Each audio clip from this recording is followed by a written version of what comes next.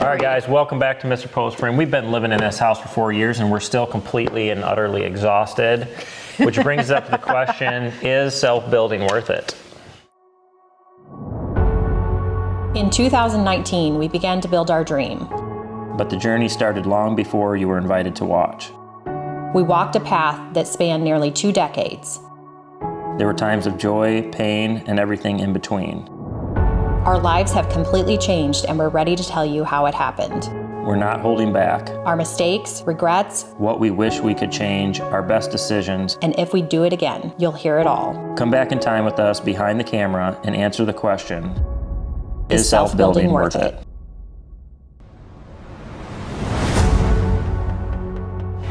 So let's go ahead and talk about our design service. Sure. Stuff before we get going. Yeah, back40buildings.com. You can find stick frame, steel frame, and post frame Barndominium plans.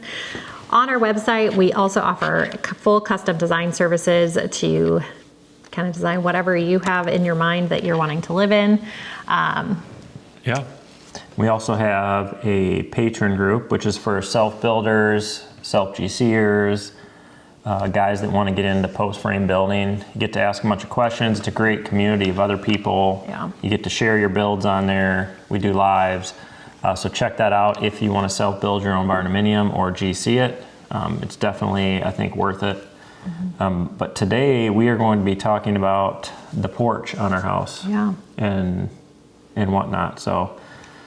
Yes, the porch on a Barndominium is definitely one of the most popular features. Almost every single one of our designs includes some sort of porch space, and lots of our clients want as much porch space as they can for that indoor-outdoor living feel. You guys all know that's what most folks are wanting these days. Yeah, and it just adds a lot of dimension to your to your structure, because typically a post frame Barndominium is going to not be as fancy looking, right. I suppose. I mean, that's all personal preference, but it does add a lot of character. Yes.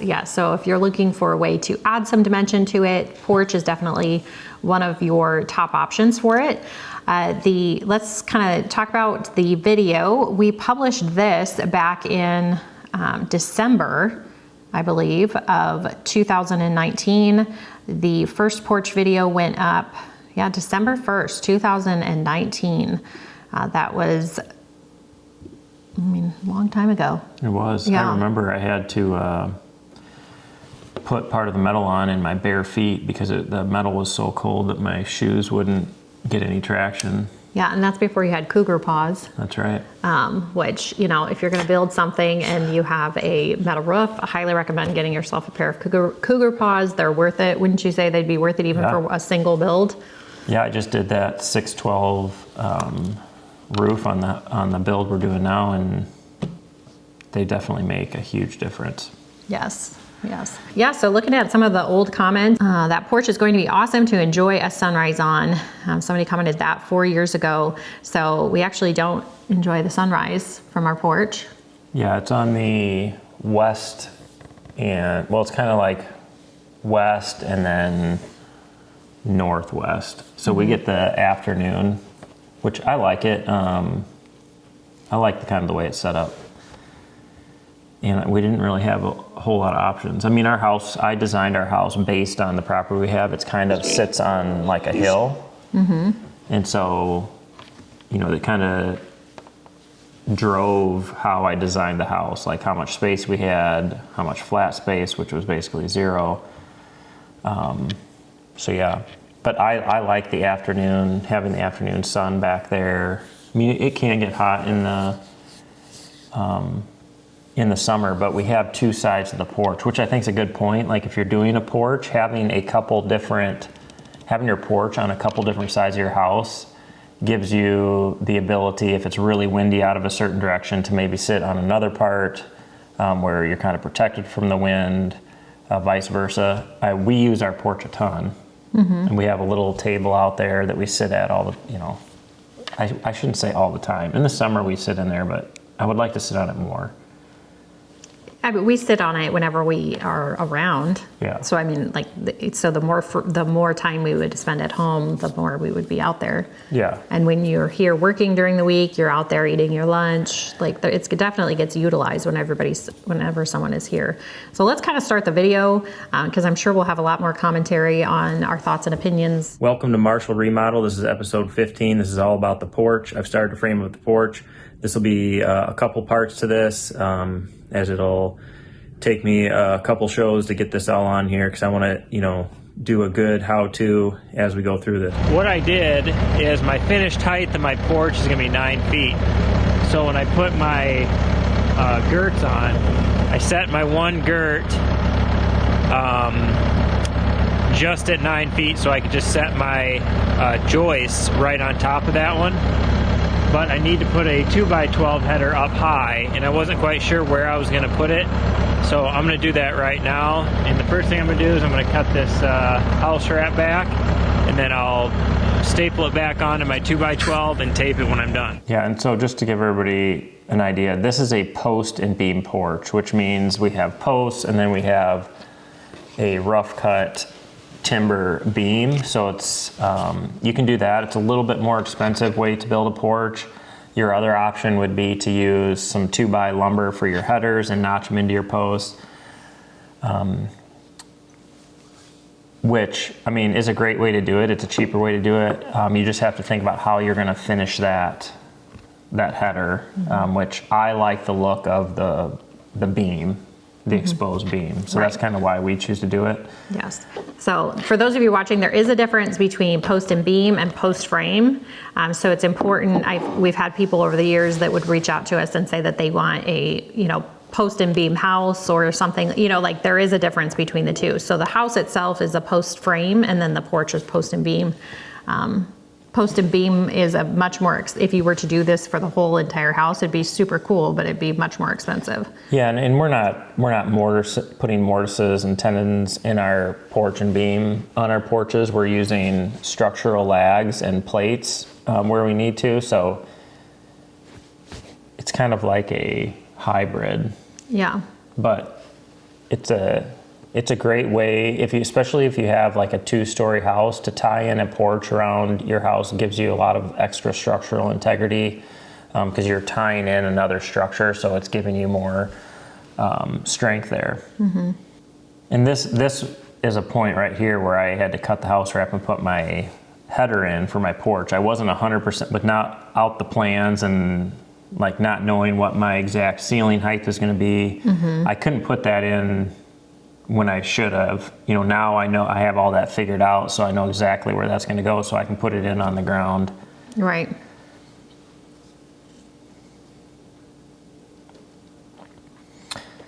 So yeah, at this point, like right here, I'm using true 6x6 cedar posts, which the brackets are 5.5 inches, so I had to plane a little off each side.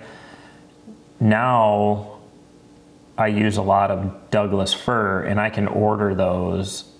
They're rough cut, but I can order them 5.5 inches by 5.5 inches, so I don't have to do that. Mm-hmm. Now it's not a big deal if you do that, but you can custom, or if you find a place that supplies rough cut beams and posts, you can have them custom cut to what you want. Yeah, this is when Travis came and helped you. Yeah. He's one of your big old burly friends. Yeah. So, which that always helps when you've got like these solid posts to hoist up. The cedars aren't too bad. I will say that we had early on building for other people, people wanted to save money, so we used a lot of treated lumber, which I've completely gone away from. Mm-hmm. We had pretty good luck for the most part, but then last summer, I don't know if it was just the lumber we were getting. I feel like almost after COVID, some of the quality in lumber has gone down. We were getting a lot of warping on those 6x6s, even though they were only 8.5 foot long. I started to see some warp, which I had to go back to a house and replace several posts because they warped so bad. Luckily, I didn't bury them in concrete, or I wouldn't have been able to do that. So that is a bonus to using the brackets. which brings up another point. How we set our brackets now is completely different than the way I did our porch brackets. All of our piers get set the same grade, and then I just slide a 2x4 underneath my brackets, and that gives me the perfect height for my porch posts to still get a couple inch drop below the finished floor on the inside and get a grade away on my concrete so the water runs away. So it's actually, we have specific videos for that we can link in the description on how we do our piers now for posts or for porch posts. But I mean, don't you think, Justin, it's way quicker and easier? I mean, it hardly takes any time at all to do it. Yeah. But I can remember just like being so excited putting this porch on. Look at that sunset. I mean, you don't get the sunrise, but you get that. Yeah, the sunsets here are really spectacular, especially once we hit spring, the spring and summer, like so many colors and the trees, and it's pretty amazing.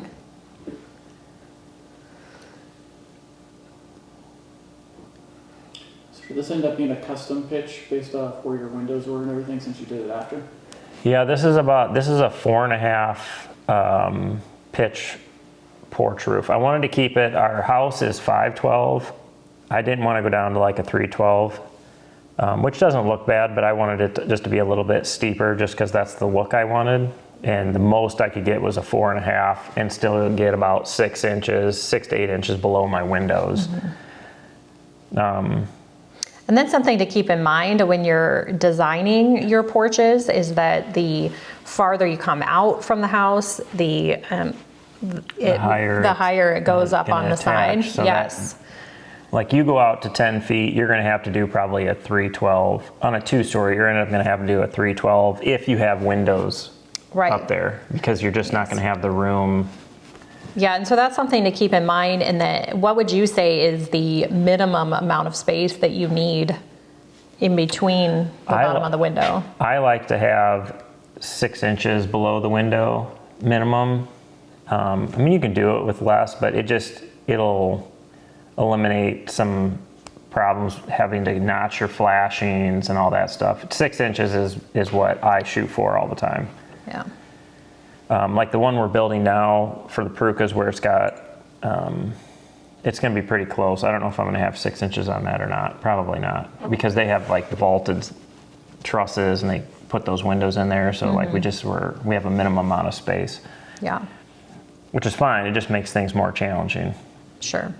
Yes. So if you're looking for tips on doing it yourself and limiting your challenges, this is one way that you can limit your challenge. Yeah. Do you want to talk a little bit about span and sure posts and So like what we do is all of our homes are pretty much 8 foot on center. I try to keep my porch posts 8 foot on center if I'm using a 6x6 beam, because a 6x6 can span a little over 8 feet. So if you go to a 10-foot span, most likely that 6x6 would be all right, but it's not rated for that. So you'll have to go up to like a 6x7 or a 6x8, or you'll have to go to 2x lumber, a 2x8 double header or whatever the case is. So if you want larger spans, you can get them, but your beams are going to have to be bigger. Your 2x lumber for your headers are going to have to be bigger. So you just have to keep that in mind. I like the simplicity. I actually like the posts. I think it gives extra character. I mean, I did plan them the way the windows are lined up with our house is 8 foot on center, so where the posts would go is in between windows, so it's really not, if you're looking straight out the window, you don't have a post impeding your view. Right. So that's the nice thing about the 8 foot on center. If you went to a 10 foot, you're going to have windows or posts landing in front of windows and stuff like that. I mean, but all that comes down to personal preference, don't you think? Yeah, I would say the majority of people that I talk to are wanting the least amount of obstruction when they look out a window. So, and so I think people's brains sometimes automatically go to, well, then I want the least amount of posts out there. And so this is somewhat of a different approach, that there's more posts, but they actually aren't in the way of your view. Right. Yeah, and I don't feel like our view is obstructed at all. Well, you talk about the Oh, the Pythagorean theorem. If you're going to build, you're going to need the Pythagorean theorem. You're not going to do it like you did it in high school, though, where you have to draw it all out. And I mean, it would take your house building experience would take forever. Like they have a calculator for that now. Yeah. It's just so much easier. You can buy yourself a construction calculator at one of the hardware stores and punch your little numbers in it. It'll populate what you need, and it's. Or you can just head to the description of this video and you can get the calculator, you can get the big mamma jamma saw that we didn't mention. You use like a tiny saw in this. Yeah. Now you have a big old gal. Yeah. What about bracket options? You want to talk about the Sure. powder coated or painted? Yeah. Like that? So you can see if I was to take you out on our porch now, ours are like a faded gray. My plan all along was to paint them black. I always said brackets. Yes. So there are a lot of different bracket options if you don't want to use a full like Midwest permacolumn bracket. Simpson Strong-Tie has a vast array of brackets you can use from black. I always said if I was to do this again, I would order raw Midwest permacolumn brackets and I would take them and have them powder coated before installation. Which brings me, if you're talking about Simpson Strong-Tie, like your post and beam, they have all kinds of different options in connecting your beams to your house. I mean, they have hidden fasteners. They're way more expensive, but if you don't want to see any kind of bracket or anything like that, you can completely hide them, conceal them. They have them in black. They have all kinds of decorative hardware you can put on your porch, which I started to do like a couple months ago, and the rest of the stuff sitting in the garage. Right, but we kind of should restain, we should not restain, we should stain Yeah. all of the posts anyway, so. And I guess that's a good point that you bring that up. So we have cedar posts and beams, which they were more expensive than the treated.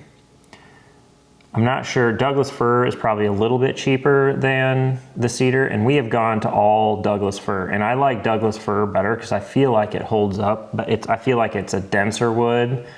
So I don't think I would do cedar posts and beams again. We're gonna sand all these and stain them. So with that being said, I wouldn't have probably done the cedar. I would have done Douglas Fir. Right, Douglas Fir is what's behind us. Yeah. And they take stain really good. They're a lot harder than the cedar. We have some checking and cracking, which just brings character. It's not a structural issue, but I've noticed that the cedar has more of that than like Douglas Fir. So I guess we talked about the posts and the beams, right? So we added a small A-frame just above the front door just to add a little extra character. Now, by doing this, you're going to add a bunch of extra work as far as flashing, your metal work. Can make life a little bit more difficult. Now, when I made ours, I made sure that all my cuts were going to be 45s. So it was pretty easy to build for the most part. And I feel like it adds some nice character. I mean, what do you think? Oh yeah, I'm really glad that we have a A-frame above the door. And it's 8 foot wide. Right. So it's nothing crazy, but it just adds a little bit of extra. Right. Again, like it's like those types of features do go back to, it could impact window placements and things like that. If you get something that is super wide or. Well, yeah, you can notice right up there, I don't have a window up there because I knew our Right. A-frame would impede that window. Right. So those are the things that you do want to take into consideration. We've designed, well, the Remington build, which is just really close to our home, it has the whole front porch is a giant A-frame. I think that was over 30 feet wide, which then creates more complications because it then ties into the main roof.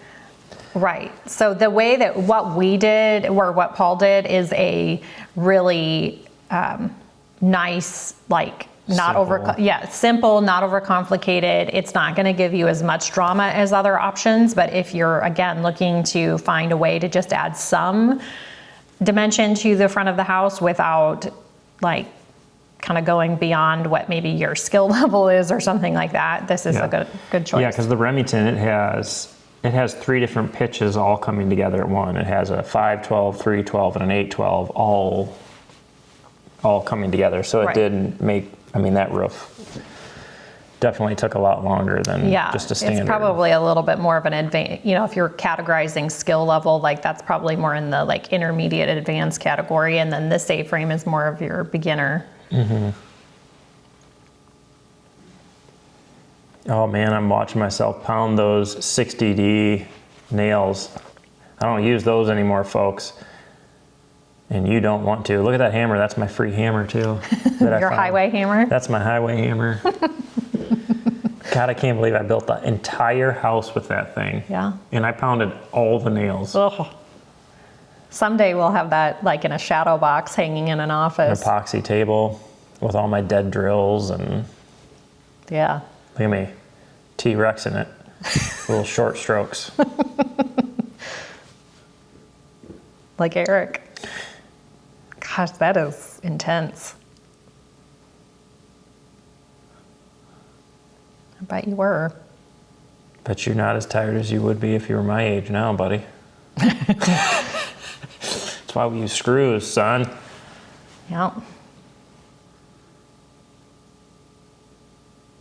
Yeah, I mean, you have to be in pretty, you know, because there's a lot of debate, like if you should buy all of the things you need if you're just doing your personal home build to not have to drive all the nails. But like, you need to be in pretty good physical shape to be able to withstand doing that. Yeah, you have to be motivated. Yeah, that, and it wouldn't be a good option for somebody who has like old shoulder injuries and things like that. Mm-hmm. You need to buy all of the tools. Yeah, so I did all 2x4 purlins on edge. A lot of what I do now, this is a fine way to do it, but I kind of, as we started building for other people, I tried to find an easier way for our guys. So we did drop purlins, which I actually like. I mean, you do have to have the brackets, but it makes it a little bit easier for calculating or, you know, making your rafters and all that. Now, you can have trusses, mono trusses made for your porch too. Mm-hmm. Then you don't have to make your rafters and your sub rafters and all that. So that is an option for people just to have trusses made for your porch. So I guess we can start talking, we're putting purlins on now, but like when you build a porch and if you're in an area where there's gonna be snow coming off your roof, you definitely want sheathing on your porch roof, because if you have a whole bunch of snow coming barreling off your main roof and it lands on just metal without any wood sheathing underneath it, it's gonna dent it. So we sheath all our roofs now, but like our house, I sheathed the porch roof just because of all the snow.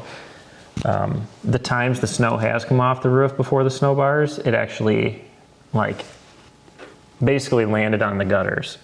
Mm-hmm. It would come off so fast in the distance so it really didn't, but if it came off slow and it was heavy wet snow, mm-hmm. it could fall there. But I can talk about the sheathing I used for my porch was all of the plywood I used to make the storm shelter, to form up the storm shelter. A repurpose. Yeah. So I did have some people asking, hey, why does it look so gray? Well, it's because I used it to frame my concrete walls for my storm shelter, and then I repurposed it for the porch roof. A couple of comments, that casual stroll on a 4-inch plank. And then, too much math for me. I'm just going to hire someone to build my porch for me. I appreciate the amount of time and effort you've put into doing this video. I enjoyed watching it. This is one crazy project to take on by yourself. I'm ready to do another one. Yeah, once again, fantastic job. Us old guys can tell you that saving your knees now, yeah, that was when the debate about knee pads and everything like that started. I get beat up pretty good about using sawhorses and using knee pads. Yeah. Which you have now that this is what you do as like for your normal day-to-day work. You have incorporated a lot more things. Yeah. I mean, now I have Duluth Fire Hose Flex with built-in knee pad pockets so I can slide my knee pads into my pants. Yeah. Even though I don't do it that often. Yeah. This commenter must have seen, there must be some videos that talk about like, you know, or comments that are kind of dogging you on how much you're explaining. And he's just basically saying like that, you know, you're explaining it to really cover any knowledge level that there is out there. And that's really, I think, something that you do a really good job at, is that these videos, some of the detail might seem super basic to some of you that are watching, but for people who don't have a lot of experience but they are willing to learn, like you need somebody to really explain every step that they're doing and why they're doing it. Yeah, and if I didn't explain it, then we would have about 10 comments of people saying, hey man, you need to be more specific. How do you do this? How do you do that? You know what I mean? Yeah. I mean, we get so many emails that, and we want to help everybody. And you're right. If you are an experienced builder, you're probably not going to need to know how to build a porch. But maybe you want to see something, right? Maybe there's something visually. Most men are visual, so like if they can see it, then they can. Well, and we talk about this all of the time. There are a lot of different ways of doing things. And so if you get to watch videos, even if you're really experienced, watching somebody else do something, you might pick up a tip that you weren't thinking of, or just reaffirm that the way that you're doing it, you like that the best. Right. All right, guys, so we'll leave a link to this video, but the build I'm doing right now, we're just getting ready to start a porch build where we're gonna do a detailed step-by-step that I think will be very helpful, but we will leave the link for this video. This is covering all the framing, kind of how some of the math that I used, whatnot. And then the next one's gonna be the metal flashings and cost breakdown, I believe, of the porch. So come back for that, because we can kind of break it down into, hey, what is it going to cost you per linear foot of porch to add something on? It'll just kind of get you an idea of maybe what you want to do. So, but as always, we appreciate you guys watching. If you haven't already, hit that subscribe button, share us with your friends, and we will catch you on the next video.